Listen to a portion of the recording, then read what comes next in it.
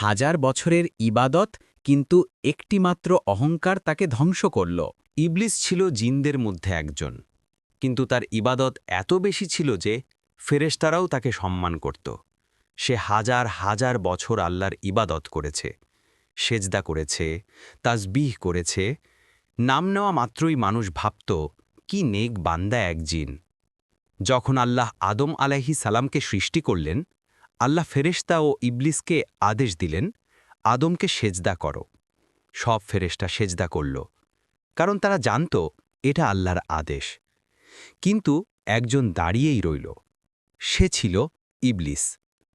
আল্লাহ তাকে জিজ্ঞেস করলেন, তোমাকে আমি যা আদেশ করলাম, তুমি তা পালন করলে না কেন? ইবলিস অহংকার ভরা কণ্ঠে বলল, আমি আগুন থেকে সৃষ্টি, আর সে আদম থেকে। আমি কেন তাকে সেজদা করব? এই একটিমাত্র অহংকার, যা তার পুরো ইবাদতের জীবন নষ্ট করে দিল।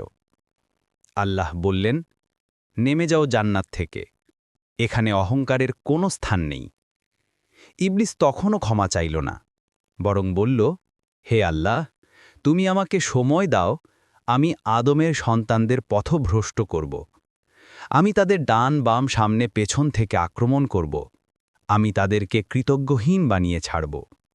আল্লাহ বললেন, যে আমার রাস্তায় চলবে, ইবলিস তার উপর কোনো ক্ষমতা পাবে না। কিন্তু যারা তোমার অনুসরণ করবে, তাদের জাহান্নামী হবে ঠিকানা। সেদিন থেকেই ইবলিস মানুষের চিরশত্রু হয়ে গেল। সে প্রতিটি মানুষকে ভুল পথে টানার জন্য চেষ্টা করে, কখনো অহংকার দিয়ে, কখনো গুনাহ দিয়ে, কখনো হতাশা দিয়ে, কখনো মনকে দুর্বল করে। কিন্তু যারা নামাজে স্থির থাকে, আল্লাহর জিকির করে, পাপ থেকে তওবা করে, ইবলিস তাদের স্পর্শও করতে পারে না। শেষে এটাই শিক্ষা, ইবলিস ইবাদত হারায়নি, হারিয়েছে বিনয়, আনুগত্য ও আল্লাহর প্রতি সত্যিকারের ভালোবাসা।